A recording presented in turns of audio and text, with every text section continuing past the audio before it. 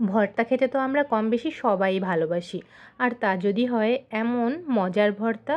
তোমরা কে কে এই মজার ভর্তাটি খেয়েছো বলো তো?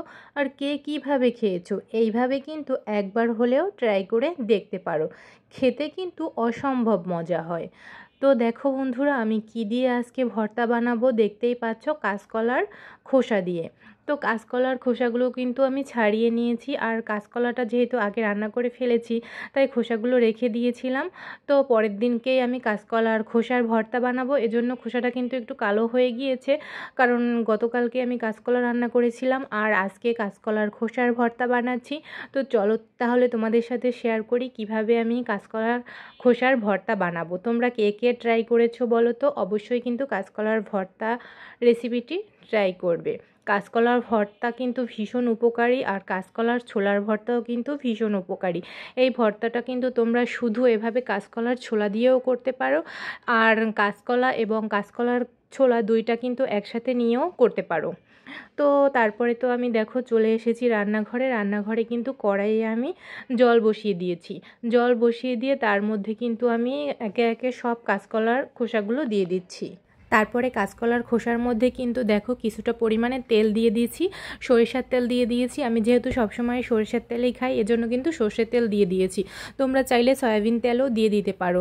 এই তেলটা দিলে হয় কি, মানে কড়াইয়ে বা হাঁড়িতে কালো দাগ হয় না। কাঁচকলার খোসা থেকে বা কাঁচকলা থেকে তো একটা আয়রন বের হয়, কড়াই তারপরে হাঁড়ি কালো হয়ে যায়, যেটাই সেদ্ধ দেওয়া হয় না কেন। এজন্য কিন্তু একটু তেল দিয়ে নিলে হয় কি, হাঁড়িটা বা কড়াইটা ওভাবে কালো দাগ লেগে যায় না। আসলে কাঁচকলার খোসা থেকে তো আয়রন বের হবেই তেল দিয়ে দিলে। তোমরা যখন কড়াইটা মাজা দিবে সাথে সাথেই কিন্তু সেই তেলটা আর কালো দাগটা উঠে যাবে, তাহলে আর কড়াইয়ে দীর্ঘস্থায়ীভাবে লেগে থাকবে না, মাজা ঘষায় কষ্ট হবে না। তাই কিন্তু আমি কাঁচকলার খোসা বা কাঁচকলা যেটাই সেদ্ধ দেই না কেন, জলের মধ্যে একটু তেল দিয়ে দিই। তো কাঁচকলার খোসা কিন্তু আমার সেদ্ধ হয়ে গিয়েছে দেখো। তারপরে কিন্তু আমি কাঁচকলার খোসা থেকে পুরো জলটা টানিয়ে নিয়েছি। এভাবে জলটা টানিয়ে নিলে ভালো হয়, তাহলে আসলে আয়রনটা ভিতরেই থেকে যায়। এজন্য কিন্তু আমি দেখো পুরো জলটা টানিয়ে নিয়েছি একদম। কড়াইটা একটু দাগ লেগে গিয়েছে। তারপরে কিন্তু আমি চলে এসেছি শিলপাটার কাছে। শিলপাটার কাছে চলে এসেছি। শিলপাটায় ভর্তাই আমি সবসময় পছন্দ করি করতে। আমি অত ভালো বাটতে পারি না, তাও শিলপাটাই বাটার চেষ্টা করি যাতে ভর্তাটা মিহি হলে খেতেও বেশ মজা হয়। তারপরে দেখো কাঁচকলার ছোলাগুলো কিন্তু আমি শিলপাটায় দিয়ে দিয়েছি। তারপর দিয়ে দিলাম কিছুটা পরিমাণে কালো সরিষা। তোমরা চাইলে সাদা সরিষা ব্যবহার করতে পারো, তবে ভর্তায় কালো সরিষাটা দিলেই বেশি স্বাদ হয়। তারপরে 4-5টা ভেজে রাখা শুকনো মরিচ দিয়ে দিলাম। তোমরা চাইলে ঝাল কম বেশি পরিমাণ মতো দিয়ে দিতে পারো। তারপর সর্ষের মধ্যে একটু জল দিয়ে তারপরে কিন্তু আমি সর্ষের সাথে শুকনো মরিচটা আগে ভালো করে বেটে নিব। সর্ষে যেহেতু দিয়েছি সেহেতু একটু জল দিয়েই বাটতে হবে। তারপরে দেখো কি দিয়ে দিচ্ছি বলো তো বন্ধুরা, এটাই কিন্তু ভর্তার আসল স্বাদ। তারপর দিয়ে দিচ্ছি কিন্তু নারকেল কোড়া। নারকেল কোড়াটা কিন্তু অবশ্যই দিতে হবে, তা না হলে কিন্তু ভর্তায় এতটা পরিমাণে স্বাদ হবে না। তোমরা কিন্তু অবশ্যই নারকেল কোড়াটা ব্যবহার করবে। কাঁচকলার ছোলার ভর্তায় নারকেল কোড়া না দিলে কিন্তু ওরকম স্বাদ হবে না। তারপর দেখো সব উপকরণ দিয়ে কিন্তু আমি অনবরত বেটে নিব, ভালো করে মিহি করে বেটে নিব। কলার খোসায় যেহেতু একটু আঁশ থাকে তাই একটু বাটতে সময় লাগে।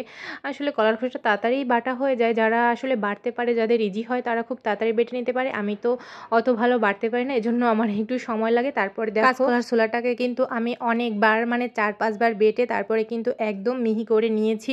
তোমরাও কিন্তু যতক্ষণ না মিহি হবে ততক্ষণ পর্যন্ত বেটে সুন্দর করে মিহি করে নিবে। তারপরে দেখো বাটা কিন্তু প্রায় কমপ্লিট হয়ে গিয়েছে।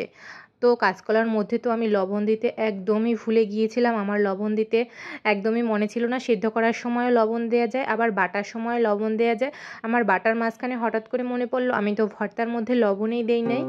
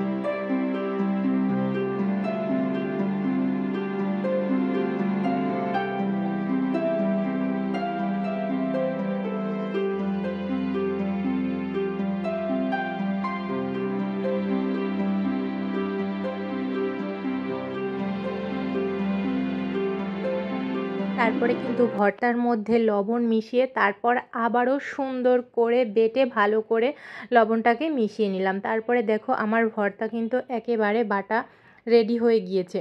ভর্তা বাটার তো রেডি হয়ে গিয়েছে, শুধু লবণ দিলেই কি হবে, তেলও তো দিতে হবে। তারপরে কিন্তু দেখো এভাবে ভর্তার ভিতরে পরিমাণ মতো সরিষার তেল দিব, সরিষার তেল দিয়ে তারপরে কিন্তু ভালো করে মেখে নিব। আমার কিন্তু কাঁচকলার খোসা ভর্তা একেবারে রেডি হয়ে গিয়েছে।